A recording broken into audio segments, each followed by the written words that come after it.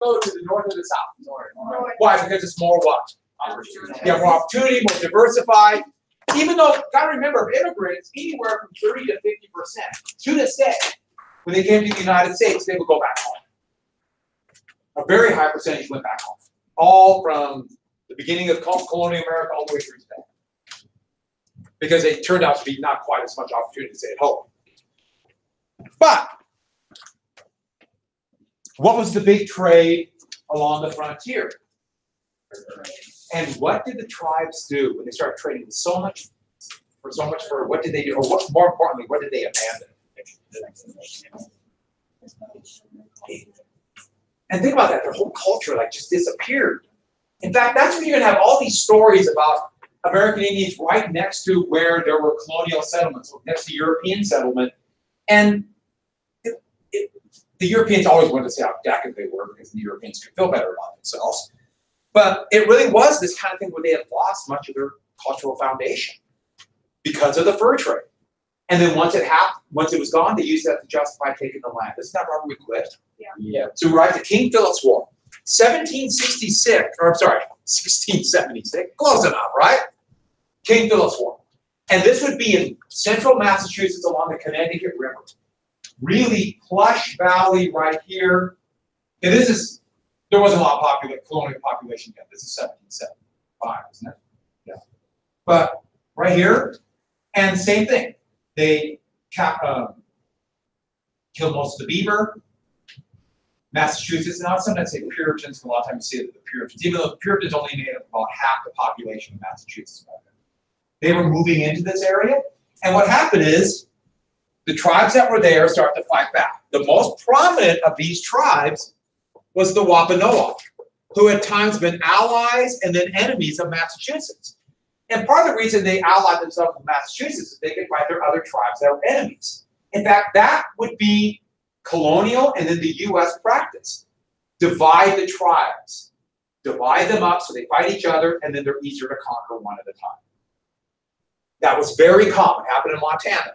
You know what tribe I'm talking about, tribes. The Crow hated, despised the Cheyenne and the Lakota Sioux. So the U.S. Army used the Crow to defeat the Lakota and Northern Cheyenne, then turn around and force the Crow to surrender. And it's very ironic because the Crow and the Cheyenne live right next to each other. With reservations, and they despise each other. Very interesting. I knew some Cheyenne, and you said they were a Crow, that was like literally fighting. To this day. But back to this. The Wampanoags would form a confederacy. These didn't happen very often, but a few times a confederacy, and combined, they might have been strong enough to stop the English. And this is going to happen a few times. We're only going to talk about a few in class, but this, and the last time there was an actual chance, because they could have stopped it, they all unified, would be 1811. After that, no chance to stop it. But here, and what they did is, they attacked every single Puritan settlement they could. And within 6 months, in 1676, they destroyed 70% of Massachusetts settlements. 70% gone. In fact, it was a total victory for this Confederacy. A total victory. Now, the British called it King Philip's War because to the British, to Europeans, the leader of a people, it's going to be a king. Same reason why they would start saying they always look for a chief. Now, American Indian tribes, especially in the East, did not operate that way. They were much more small d, democratic, they made decisions together. One more big thing, and I'll come back to this again. Women were treated significantly better in American Indian tribes than in the colonies.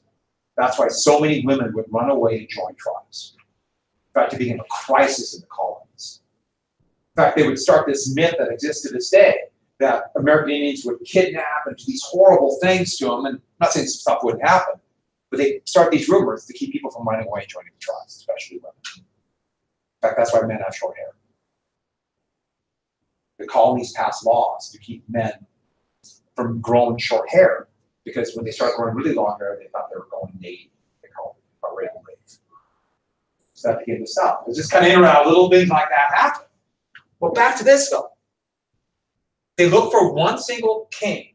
Well, men and women were much more unified, much more democratic, but this was the name, well, the leading warrior of the Wampanoags was phonetically, it has come back as this name right here. Anyone see that? Anybody want to pronounce that? We're English speakers. How do we see that name? I know how I see it. How? Does everyone see meta comet? I can't help it. That's what I see. Because I see the word, like meta and then comet. It's probably mata, but that was how phonetically the British spelled it. And how did they pronounce it? Philip. What? Yeah, I have no idea how, but they called him Philip. They must have decided we can't pronounce your name, so we're going to call you Philip. The English are going to be notorious for butchering names, English speakers. Most famously, the British would call the massive Chinese city of Guangzhou in southern China, they'd call it Canton.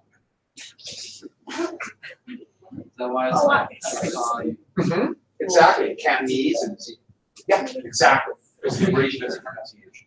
In fact, when I was your age, they still were using that kind of incorrect spelling, and so like for me, Beijing was Peking, and I still sometimes call it that, even though it's so totally wrong. But that's what I was taught. So yeah, English speakers. I guess everyone butchers names, but not there. But that's here. The thing was, they won. The Wampanoags won, and Massachusetts was going to surrender. Basically, they called a peace conference, a parlay, and there were going to be a big feast, and they were going to basically agree that the Connecticut River, right here, the lush valley in the middle of Pennsylvania or Massachusetts, will be Wampanoag land forever. And so they had brought out food and lots of wine, and after gallons and gallons of wine, they weren't supposed to bring their weapons, but guess who was hiding in the woods? Hundreds of militia, and they came out and butchered all the Wampanoags, including Philip, who went there. Who won? That makes me angry. Massachusetts won! Yay! The British, yes. That's how they won. Now, Virginia did that in 1621 here, but they just fed them poisoned wine. 1637, the Massachusetts did it before, and they just did surprise attacks after they surrendered and burnt down their village and massacred everybody. Here, they did it by duplicity. Now, the reason why I tell you that war, it also gives kind of the template of the way that colonies in the United States would fight American Indians. And it shows you the importance of the fur trade. And one more thing, this is the bloodiest war as a percentage of people killed in American history. This was a bloody, violent affair. King Philip's War. And it's one of those that means, if you think about it for a second, if the population is only about 50,000 and 10,000 died, can you imagine that? I mean, that'd be like 100 million Americans dying now. So that's huge, a bloody fight. And so with that, this war, imagine wars like this in a smaller scale, raging all along this frontier for years. But here's the thing. Starting with the fur trade, and then the farmers are coming afterwards, or plantation owners or whatever, colonies are moving this way. Who's moving this way? Well, here especially. The French. And that's why these fur trading wars are going to roll into a whole series of wars for empire. Empire! It's not empire, it's empire, right? Wars for empire. And there's going to be a whole series of these imperial wars. And I'll talk more about what imperialism meant, but right now we're going to get to these wars. A bunch of them. Now, we're not going to go into great detail about it, but I want you to understand how many wars are being fought. Why are there people lurking around my hallway? Go throw that ball again. Huh? I I don't trust them.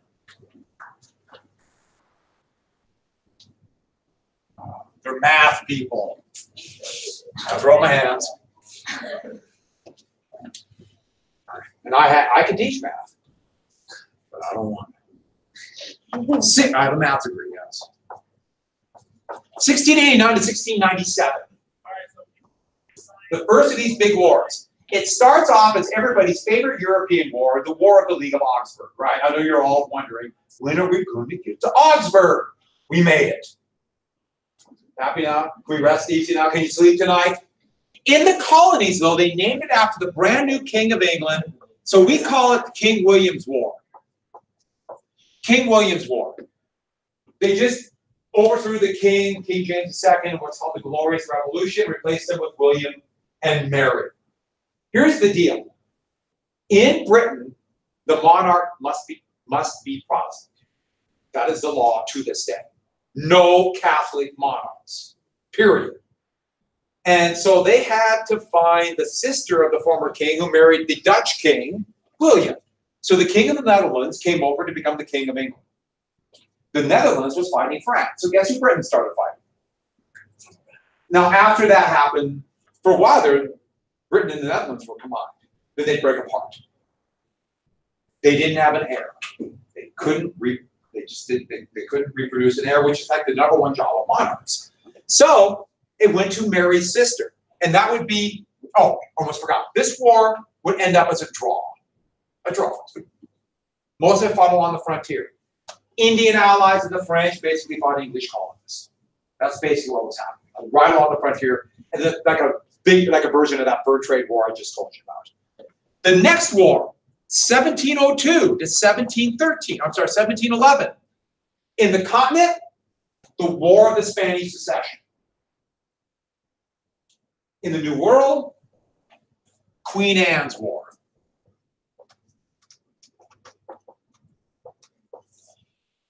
Anne was the sister, William's sister-in-law, and she became queen. The problem was for her, oh, I should add, this war, it would turn out to be a victory for the British on the continent, but in the colonies, draw. They went back to the way it was before. So the point is, this is kind of the beginning of the British becoming a very powerful naval power right here. It just happened. I should add this about Queen Anne. Queen Anne did not have an heir. She could not have a child that survived. She was pregnant 17 times. Almost all miscarried. And those who got beyond that had died before the age of 1. And you have to remember, this was at a time where 1 out of 3 childbirths ended with the death of the mother. And one half ended with the death of the child.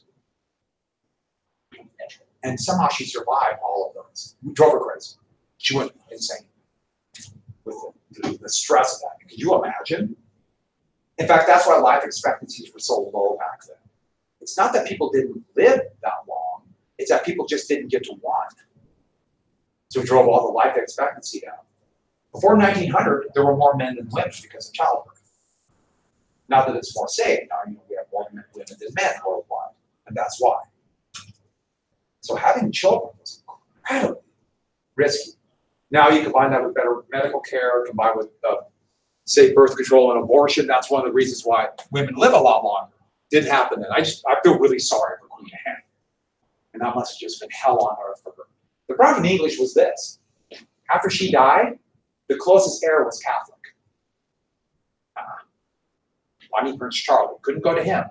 So they found a distant relative, a cousin, who was the king of a tiny little German principality called Hanover. So they brought a German over. So King George I, German. King George II, German. King George III, he was the first of those German kings who actually spoke English, but he was still German. By the way, the monarchs of England today, Germans.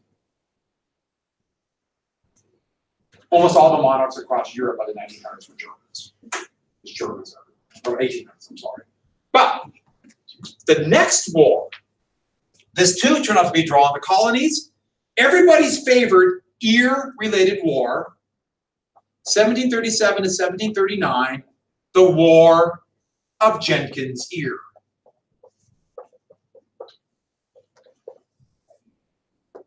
There's a lot of ear-related wars, but isn't this your favorite too? It's mine. I mean, it's kind of fun. This was more of a war between the Spanish and the British, but it's also involving the French. And what happened was this. Think about this commercial war where both sides were trying to attack each other's ships, their navies, their merchant ships, cargo ships. But the thing was, Spain, even though it had a huge empire in the Caribbean, was weak by then. So everyone was picking on it. Britain was using, does anybody know what a privateer is? You ever heard that term before?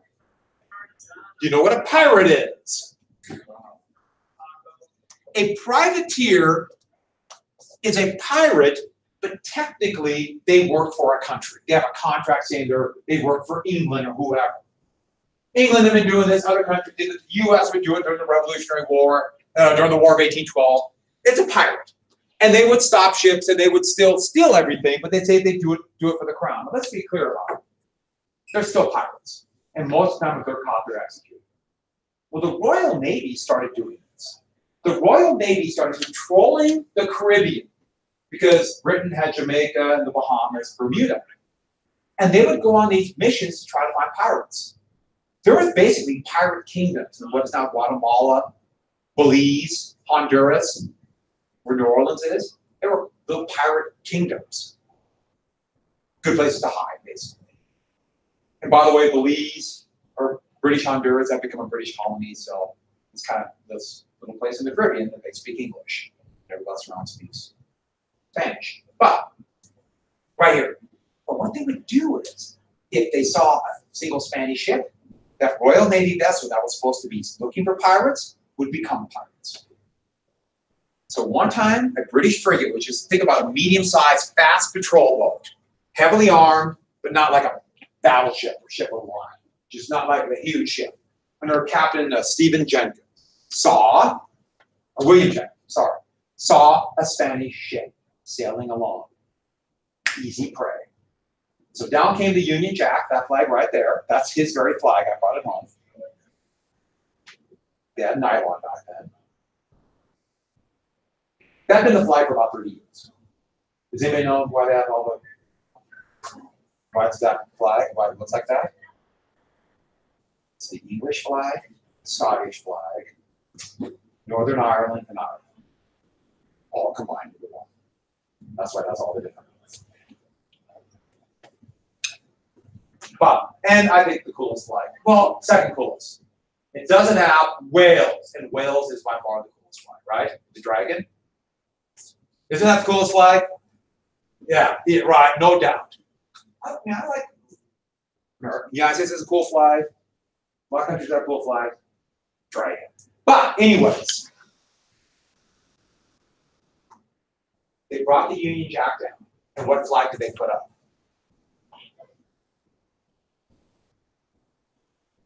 The Spanish. So they could sail right up and make them think we're friends. Then right when the ship could not run away, they brought down the Spanish flag and brought up a black flag. And yeah, they had skull and crossbones. They're just crossbones for pirates, but it's just a black flag. And they were just going to then loot the ship. But two Spanish frigates jumped them and captured them. Now this was all in 1734. And they stopped them and they roughed up the British crew. And they said, we're Royal Navy officers. So the Spanish decided not to execute them, which was the norm for pirates. But they lopped Jenkins' ear off. And then over the next 4 years, that ear never gave up. That ear never quit fighting. And it got back to England. True. Went to Parliament and convinced them to fight this war. They put it in a jar of rum. Now think about rum. Back then it was about 20% alcohol. So what is that going to do to preserve the ear? Nothing. They had this gray thing. And they got it back. Then after a couple of years, they wanted an excuse to go into this commercial war. And so they pulled the ear out. And they literally brought this out and said, look what the Spanish have done to one of our captains. And then pulled the ear out. They passed it around Parliament. Look at this ear. Look at this ear. Look what they did. Can you imagine that thing? Stuff has got to be falling off. Now, I was in line at Parliament 270 years after this fact. Good story, huh? 270 years later. And I'm standing there in line. I've been waiting for 3.5 hours. God, that was awful. But Parliament wanted to go. They wouldn't let you take pictures, but I'm just standing there. And I looked over. I'm exhausted. You ever stand in line for that long? And you ever get to the point where, like, I can't quit now, I gotta stay. I've been in line this long, and I'm exhausted. And I kind of look over, and there's like this jar with this gray thing. Get Jenkins here! And it was about 3 pieces of, like, imagine like 3 moldy pieces of cauliflower. I tried to take a picture. I did one of these. And there's the guard. He was right. And actually, I pulled my camera up and I put this arm on my shoulder. Are you sure you want to do that? But, yeah, I want to take pictures. Parliament. And they don't want it. Well, partially because of Congress, they don't want pictures there because as their legislature. But they don't let for the whole building. But I was able to bring the ear here. You want to see it? I keep it in my pocket. Oh, God, can you imagine that? But that war, another 3-year or 2-year war, almost nothing came out of this. Another draw. Next war. I have to tell you the war of the year.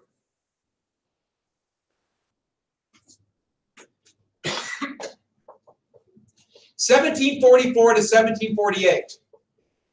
King George's War. This is actually the King George II. On the continent, it started as the War of the Austrian Succession. And this war is getting bigger. There was fighting in the Caribbean, in the Americas, North America, in South America, in South Africa, in India. So this war is becoming bigger and raged across Europe. And the thing about this one was, unlike the other wars, it was, for the most part, the Prussians won in Europe, but we're not going to go there. The British won. They took a couple French forts, and they won in the colonies. But when the treaty was signed, they had to give them up. And it went back to being a draw. And here's an important term you need to know that since most of you speak Latin, imagine that's your first language. It's a term we'll come back to again a couple more times, called status quo ante bellum. And so even though they fought this war, and actually the colonists won. Anybody know what this means? Anyone taking Latin? So what's that mean? I know the last part. The last word is war. Mm-hmm. Ante is after. And I don't know. And so in this context, they're saying we're going to go after the war. We'll go back to the way it was before the war. Status quo means to keep things the same. So after the war, we'll go back to the way it was before. Or basically, go back to the way it was before the war. We're going back to the way it was before the war. But here's the thing. The British won. The British won. So you have all these status quo antebellum treaties, but things, and the French are getting desperate. And the reason why is this. The British colonies have 10 times the population now of I can't write now. Problem, I'm thinking about one thing and writing something else. 10 times the population of New France.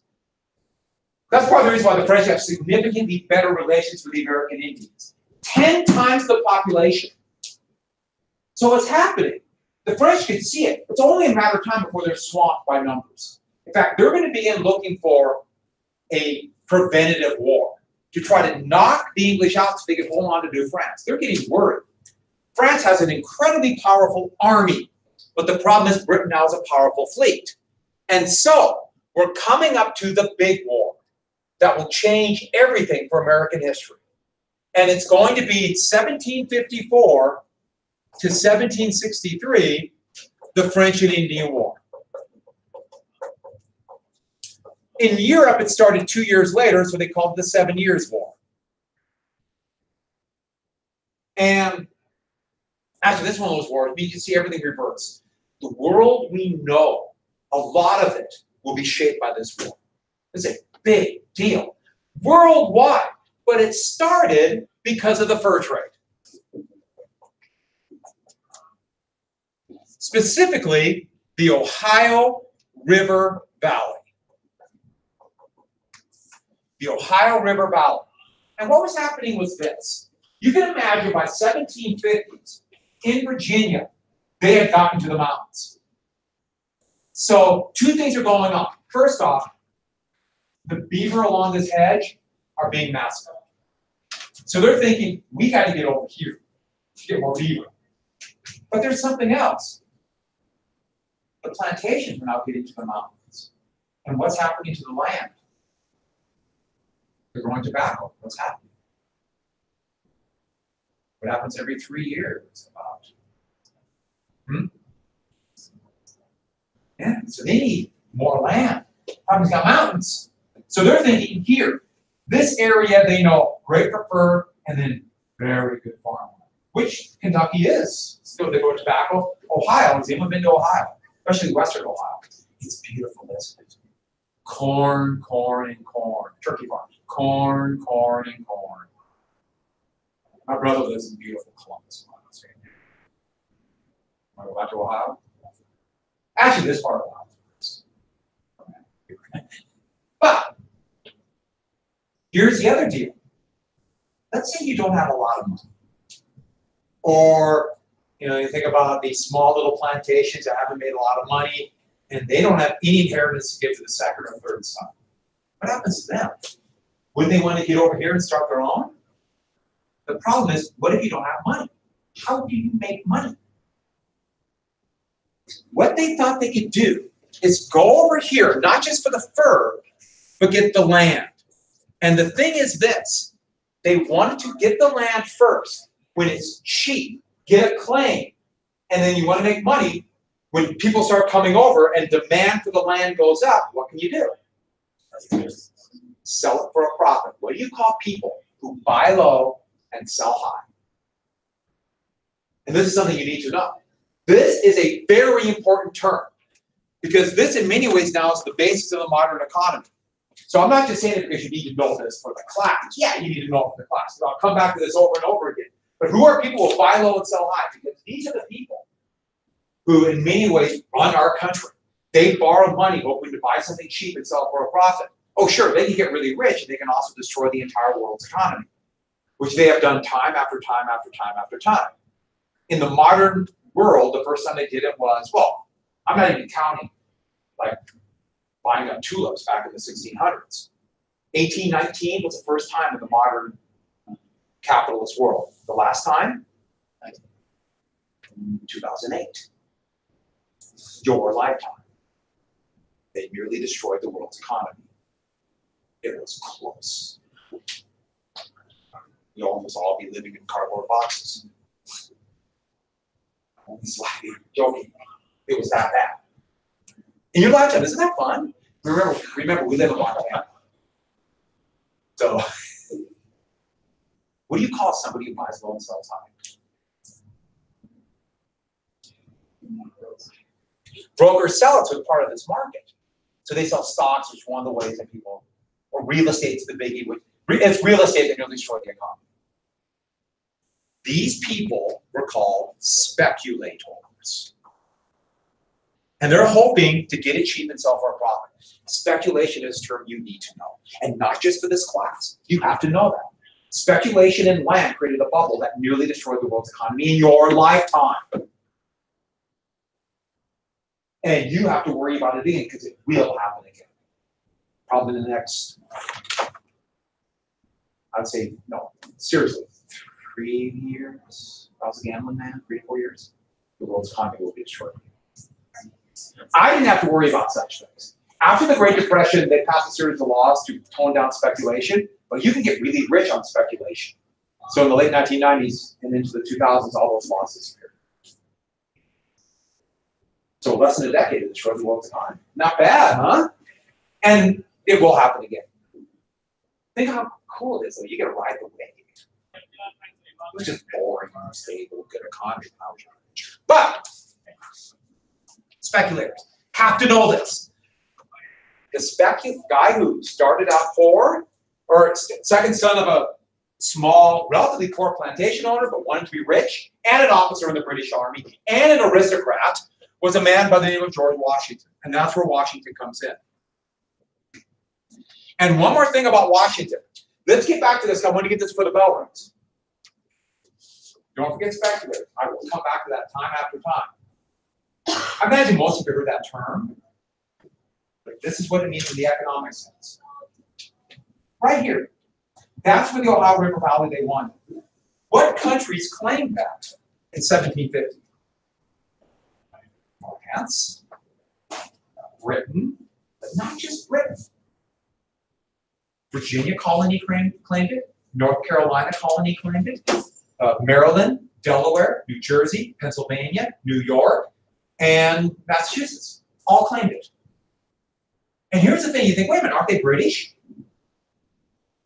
Virginia wanted to get it, so Pennsylvania didn't get it. And they wanted to make sure that Britain didn't create a colony and they couldn't get it. So there's a race, not just between the British and the French, but between all these colonies, and Virginia thought they were first. Washington would be commanding the Virginia militia. Yes, I know it's a British colony, but he's commanding the Virginia, so Virginia gets a claim and not Pennsylvania or anybody else. About a few hundred militia, a few hundred scattered American Indian allies like the Tuscahero and Powhatan. And here's the other thing. I want you to think about this for just a second. Their mission, they're here. We're going to walk 700 miles to here and cut a trail as we do it. Think about that for a second. How many in here would take that as a rational order today? How many people in here whine if they don't get a ride to school? I gotta walk. I gotta cross the street. See, think how tough that. I mean, they were a different breed back then. And if you get hurt out there, get wounded, what's going to happen to you? You're done. And they just go do it. I mean, they really were. I mean, just they're so much tougher than today, than people today. I mean, I'm from that generation, so I could have done it. But you guys, and here's the thing: 1754, they went walking. Can you imagine? Let's go walk. Let's go walk to Bismarck, North Dakota. No, actually, we would cross mountains. So let's go walk to Seattle. Volunteers? Hands up. When they got there, guess what they found? They were beaten. Somebody had already got there first and built a fort. Who? The French had built Fort Duquesne. Okay, so we have a little bit left to finish this tomorrow, and then we have to. Oh, mountain goats tomorrow. Who has a mountain goat? Bring a mountain goat tomorrow. We have to see how they work. By the way, mountain goats are pretty cool. Aren't they? Mountain goats are really cool. I don't know.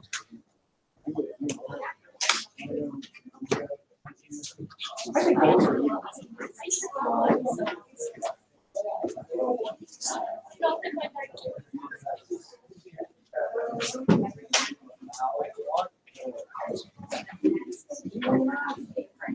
Oh, now I got to talk about the French.